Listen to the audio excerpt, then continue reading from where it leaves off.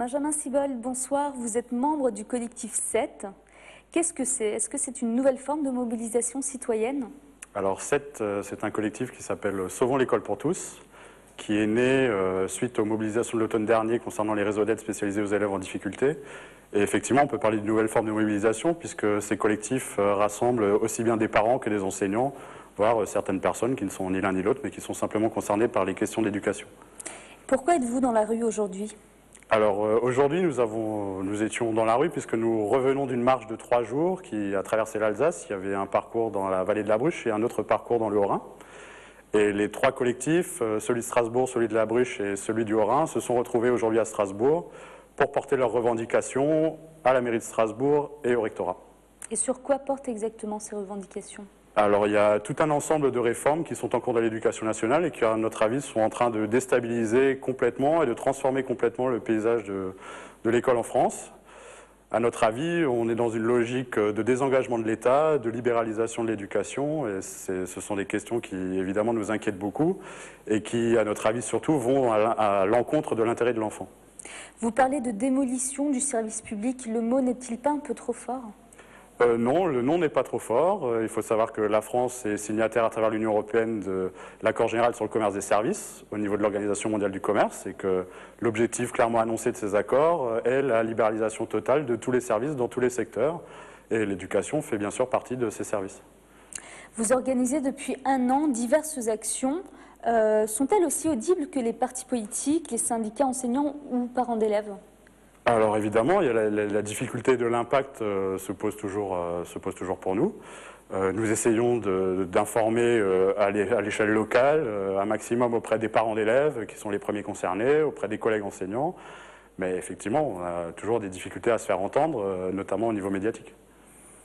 Récemment, le collectif a connu une scission. Quelles en sont les raisons? Alors les problèmes dont vous parlez concernent le secteur de la vallée de la Bruche. Il y a eu effectivement des désaccords. Moi, je suis du collectif de Strasbourg, donc je ne suis pas le mieux placé pour en parler. Il y a eu des divergences de points de vue, et il y a des gens qui n'étaient pas d'accord avec la vision majoritaire, qui ont décidé de quitter le collectif. C'est tout ce que je peux en dire. Alors, comment convaincre quand le mouvement se fragilise? Alors, je n'ai pas du tout le sentiment que le mouvement se fragilise, bien au contraire, puisque les positions sont maintenant très claires.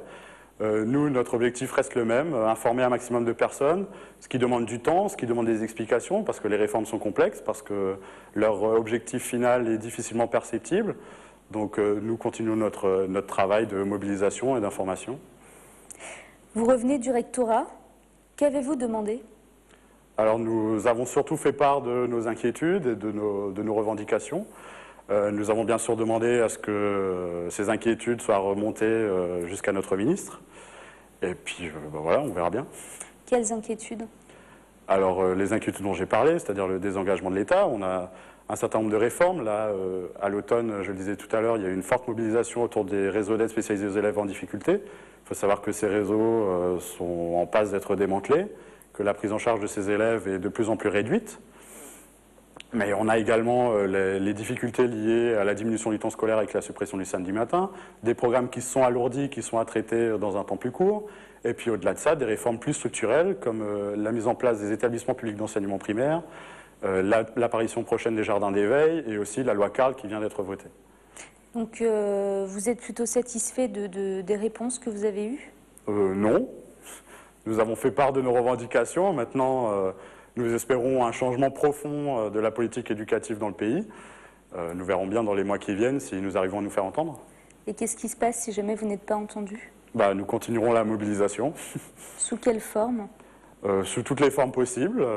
Nous avons déjà organisé des nuits des écoles, des rencontres avec les parents d'élèves, des événements dans la rue. Là, nous avons fait une marche à travers l'Alsace. Nous verrons bien, nous essaierons d'inventer encore de nouvelles formes de mobilisation. Et justement, jusqu'où êtes-vous prêt à aller? Ça, je ne sais pas. On n'a pas encore fixé de limite. On verra bien jusqu'où on a besoin d'aller pour nous faire entendre. Benjamin Siebold, merci beaucoup. Au Merci. revoir. Au revoir.